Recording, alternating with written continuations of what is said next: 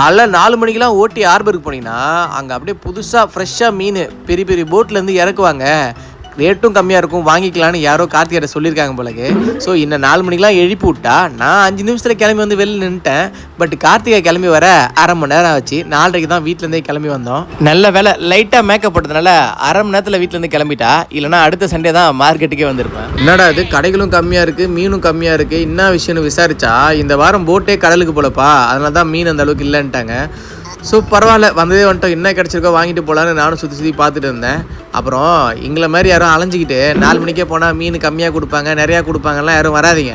ஏன்னா 4 மணிக்கு வந்தாலும் பெரிய பெரிய போட்லலாம் யாரும் மீன் கொடுக்குறதில்ல. நீங்கள் 6-7 மணிக்கு மேலே வாங்க, சின்ன சின்ன ஃபைபர் போட்டு கடலுக்கு போயிட்டு வரும். ஸோ அந்த போட்டில் போயிட்டு நீங்கள் வாங்கினீங்கன்னா நிறையா மீன் அவங்க காலைல தான் கடலுக்கே போவாங்க, விடிய காலைல தான். அவங்ககிட்ட மீனும் ஃப்ரெஷ்ஷாக இருக்கும், ஓரளவுக்கு ரேட்டும் கம்மியாக இருக்கும், நீங்கள் அங்கேயே வாங்கிட்டு போகலாம். Okay, bye bye, I love you all.